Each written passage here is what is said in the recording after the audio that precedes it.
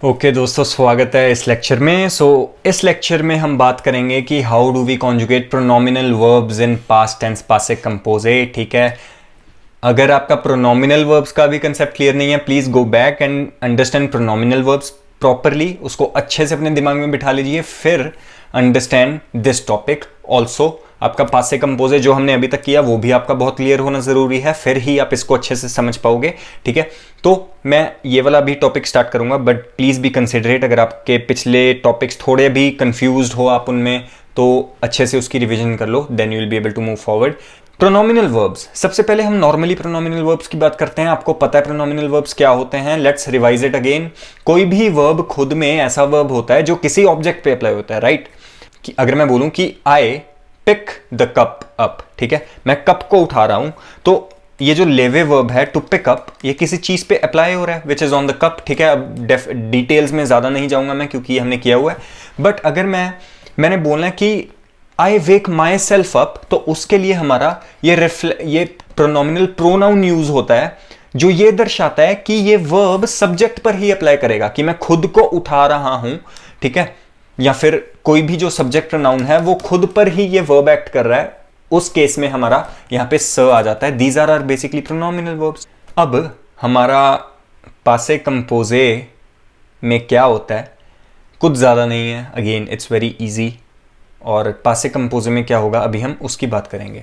अगर मैं बोलूं कि I wake up at 6 o'clock, je me lève à 6 heures, ठीक है। लेकिन अगर मैं बोलूं आई वोक अप एट 6 o'clock, ठीक है, अब मैं पास्ट में चला गया कि आई वोक अप एट 6 o'clock, उस केस में हमारे ऑक्सिलरी वर्ब, हमारा ऑक्सिलरी वर्ब जो यूज होता है यहां पे, वो हमेशा एत्र होगा। ठीक है, प्रोनोमिनल वर्ब्स के साथ हमेशा एत्र वर्ब यूज होता है as a auxiliary verb, as a helping verb. आप ये अपने दिमाग में बिठा लो। ठीक है, whenever we have pronominal verbs and we want to change that into past pronominal, उस केस में हमेशा हमारा एत्र वर्ब यूज होगा एज ऑक्सिलरी। और वो दोस्तों कहाँ पे आएगा उसकी भी एक्सप्लेनेशन समझनी जरूरी है, वो यहाँ पे नहीं आता। ठीक है, je suis me लेव नहीं आएगा, वो आएगा यहाँ पे म और लेवे, प्रोनोमिनल प्रोनाउन और वर्ब के बीच में। ठीक है, एत्र की कॉन्जुगेशन यहाँ पे आएगी। और ये जो वर्ब है, ठीक है, स लेवे जो वर्ब होगा, ये अपना नॉर्मल पास्ट पार्टिसिपल में कन्वर्ट हो जाएगा। ठीक है, अब हमने ये तो किया था कि पास्ट पार्टिसिपल रेगुलर भी होते हैं, इरेगुलर भी होते हैं, तो आप उसको रेगुलर या इरेगुलर में चेंज कर दोगे। अब क्योंकि ये जो वर्ब है, ये वर्ब एत्र को यूज कर रहा है ऑक्सिलरी, एक और चीज क्या होगी, ये वर्ब हमेशा एग्री करेगा जेंडर एंड नंबर। ठीक है, सो थोड़े से ज़्यादा यहाँ पे कंपोनेंट्स हैं जो आपको डील करने पड़ेंगे, लेकिन उतना ज़्यादा कॉम्प्लेक्स नहीं है ये, आपको बहुत इजी लगेगा। एक बार मैंने पूरा अच्छे से आपको सेंटेंस लिख दिया, आपको सब समझा दिया। तो यहाँ पे जो हमारा सेंटेंस था आई वेक अप एट 6 o'clock, इसको मैंने पास्ट में चेंज किया, ये क्या बनेगा, य म स्वी। अब य का आता है स्वी, बट वो स्वी बीच में आएगा म और लेव के पहले। ठीक है, यम स्वी लेवे। ठीक है, आपको मैं एक चीज बताना चाहता हूं, ये लेवे टू गेट अप है। ठीक है, टू वेकअप नहीं है, सॉरी अगर मैंने पीछे वेकअप बोला हो। वेकअप इज स रेवैये। ठीक है, स रेवैये, that is to wake up. But to get up मतलब खुद को बस ऐसे लाइक फिजिकली उठाना, दैट इज लेवे। So je me suis levé à 6 heures.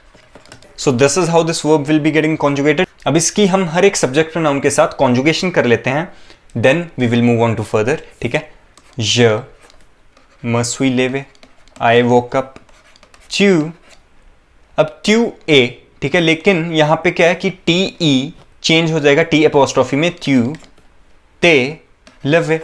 अब ये दोनों हमारे कंडीशनल है। अगर आप लड़की हो जो कह रहे हो je me suis levé, then you will be feminine. तो यहाँ पे मैं कंडीशनल ई लगा देता हूँ दोनों के, क्योंकि एत्र के साथ हमारा वर्ब का पास्ट पार्टिसिपल हमेशा एग्री करेगा according to the subject pronoun. ये हमने पिछले लेक्चर में बात की थी व्हेन वी वर कॉन्जुगेटिंग पासे कंपोजिट विद एत्र। ईल, अब ईल के साथ क्या आता है, स, बट यहाँ पे आ जाएगा एस एपोस्ट्रोफी, ईल से लवे। ठीक है, एल से लवे विद ई ऑन से लवे। देन वी हैव नू, यहाँ पे हमारा प्रोनोमिनल प्रोनाउन क्या था, नू ही था। ठीक है, नू नू सॉम, नूनू सॉम, लवे विद एस, यहां पे पास्ट पार्टिसिपल आएगा, नूनू सॉम लवे, और ये एग्री करेगा अकॉर्डिंग टू सब्जेक्ट प्रोनाउन। वू जेत लवे, यहां पे आएगा कंडीशनल एस और conditional E.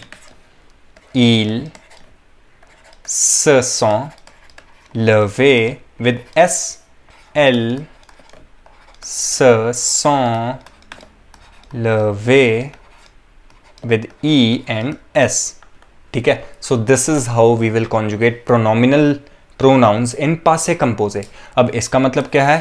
I got up, you got up, he got up, she got up, one got up, we got up, you got up, they got up, या फिर they got up in feminine. Please इसको अच्छे से पहले observe करो, फिर उसके बाद ये देखना कि ये कैसे बना है। कुछ नहीं हुआ, जो हमारा प्रोनोमिनल वर्ब था, जो ये होता था स और पीछे पूरा वर्ब कन्वर्ट हुआ है पास्ट पार्टिसिपल में। स कॉन्जुगेशन के हिसाब से स का जो प्रोनोमिनल था वो वैसा ही रहा है, बीच में बस हमारी आई है एत्र की कॉन्जुगेशन, और कुछ नहीं हुआ, यही हुआ।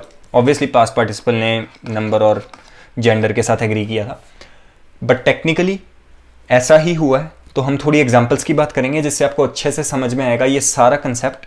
अब दोस्तों स प्रोमिने क्या होता है? To walk. अगर मैं बोलूं कि आई वॉक, जम प्रोमेन, आई वॉक, या फिर आई एम वॉकिंग।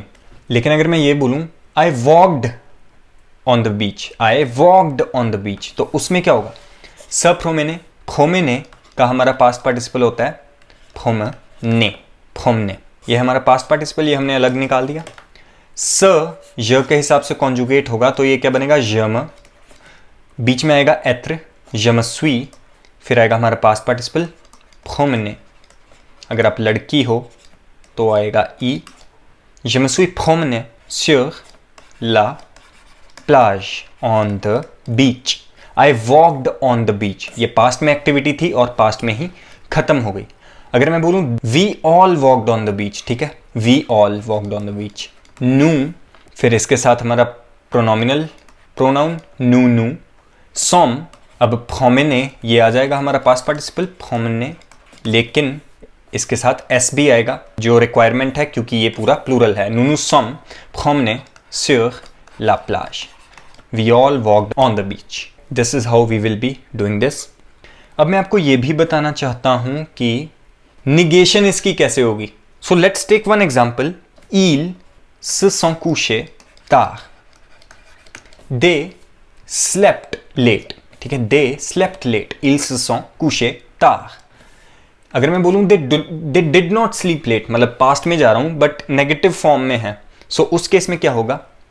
il न आ जाएगा हमारा यहां पे, पा आ जाएगा हमारा यहां पे, ठीक है। सो वर्ब के पहले रहेगा, एत्र कॉन्जुगेशन के बाद पा आएगा, प्रोनोमिनल प्रोनाउन के पहले हमारा न आता है, ठीक है।